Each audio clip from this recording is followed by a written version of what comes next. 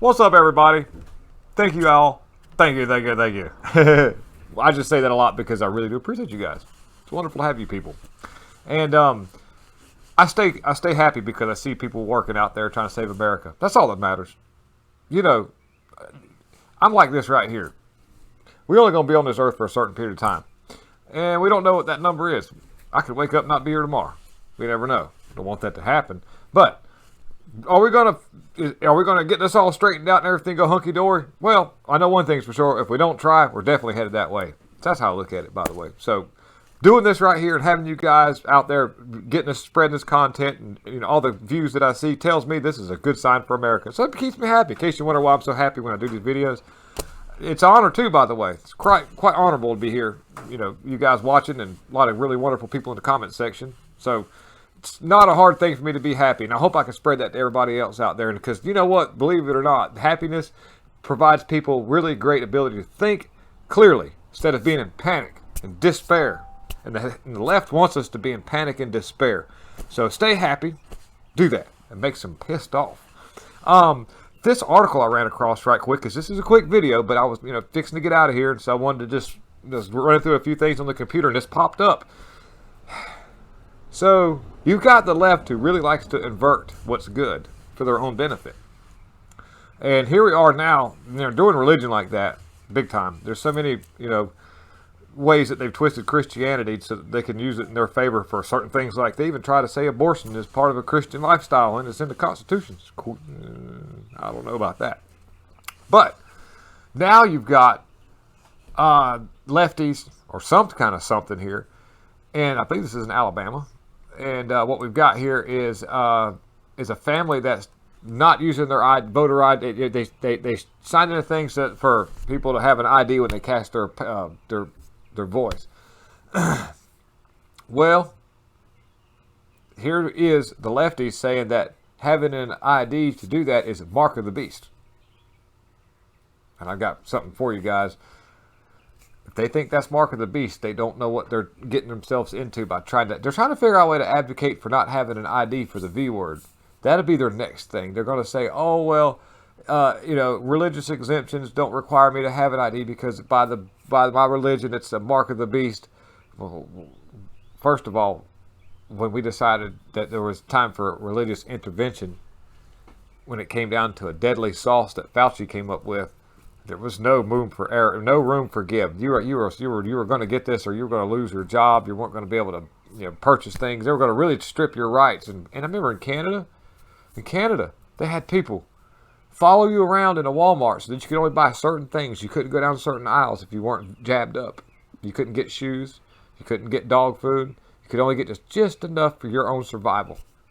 And they said it was for reasons to help flatten the curve. So you've got lefties out there saying right now that IDs are a mark of the beast. And so I don't know how well this will spread, but let's get ahead of this, guys. They're going to try to say that they don't want to pass an ID law in their state because it can constitute as mark of the beast. Now, that's crazy because we know what the mark of the beast is. Mark of the beast, it says in the Bible, and you can't buy, sell, trade, or do anything without this one thing. Either it could be anything of that nature that required you to do that. And that's not what an ID does. An ID actually, you can still do anything you want. Technically, yes, if there's an ID law in the state, you wouldn't be able to do the V word. That's where they get the inversion. It's not the case. This is so that we can have a secure E word, the magical E word. That's a weird thing that they're doing. If you sit and think about it, you can kind of see how they want to justify that. But we all know that that's not the right way to go. And somehow or another, they're going to sell this to people. And they're going to say, that's right. It's the mark of the beast, guys. We can't do that. And then they're going to go all on that. And then they're going to throw off on the fact that we wanted religious exemptions due to that crazy jab. So get ready for that. So let me bring this article right quick, and you can tell me what you think in the comments. Let me get out of the way here. I'm going to tell you what.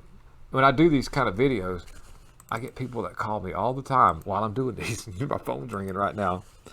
Anyhow, here we are. Alabama's GOP chairs finally refused to get their IDs. Our family refused to get their IDs to do the V word because there are mark of the beast depositions. of an Alabama editorial columnist, Kyle Whitmire, revealed that the reason the family chairman of the Republican Party of Alabama refused to comply with the state's ID laws for the V word. The report comes in as reported earlier this month. The poll worker was fired after asking Alabama GOP chairwoman Wall and his family to present their ID, which they refused to do. That's what you're supposed to do. You're supposed to ask people for that. He got fired, okay? See where this is going? So in 2015, John Wall's oldest brother, Joshua, approached the NAACP, which was fighting the photo ID law in court, and because we all know that the only way they're going to win is cheat. In February 2016, he sat for a deposition, giving a sworn testimony under oath about how the law had affected his family, wrote Whitmire. Isn't there like a governor? Something like that. Anyways. Deposition and other records in the court file show that Walls has struggled for years to vote in Limestone County, going back to 2014, the year the ID law became a thing in Alabama. John Walls said that he knew that his brother took part in the deposition, but was to the extent of what he knew he didn't know. As it turns out, his family claimed religious objections, specifically by alleging they believe that certain types of new government-issued identifications are satanic. Now, I can't argue that point. That's not. But what we got here is not the case. It's when they decide to put a computer chip in your head. When asked by lawyers on the state of his brothers, Joshua said that only there were Christians. Christians. I'm sorry. I'm reading really fast because I'm always in a hurry. So please bear with me on that. But although he recognized that his beliefs were different from others, his objection to the ID for the V word, Joshua Wall said, was that he believed all biometric identification, including photos that could be used for facial recognition programs, to be the mark of the beast. Foretold in Revelation, said the report in particular, I object the biometric nature of IDs in Alabama, which started pursuant to be the real ID Act. Joshua Wall testified, and there is a passage in Revelations 12 where it says the forthcoming mark of the beast will be a number of a man. Biometrics is by nature is a number of a man. No, a social security number is.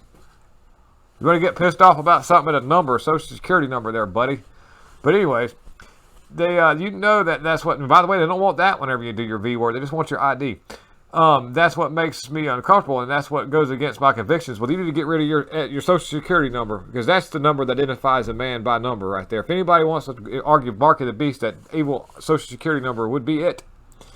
But that's something that looks like, that could be, I can see Stacey Abrams picking up that ideology. Stacey Abrams or Raphael Warnock and all those folks down there, dude. It wouldn't be nothing at all for them to say, you know what, that's a good idea. I believe we'll use that religious exemption and try to sell that as a selling point.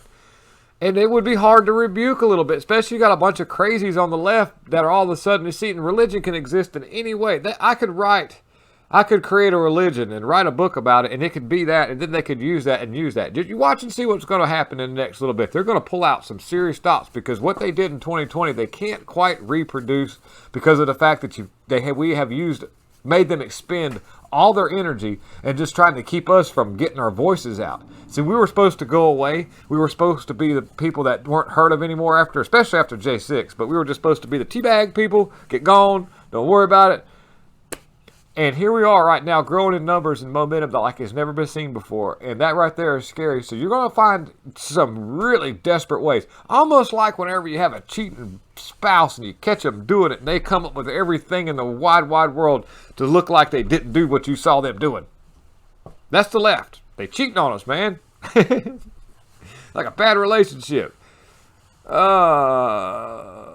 Anyways, so let's see what happens with that. Keep your eye on Alabama and see if that little rhetoric starts to spread down that area, because that looks like a pretty good way for them to try to get a foot in the door for some kind of weird stuff and try to come back at us conservatives because of religious exemptions. Throw it back in our face. I see it coming, guys. All right. Thank you very much for tuning in. Have a good evening, and I hope you have a good rest of the night and a wonderful tomorrow, and I'll see you guys.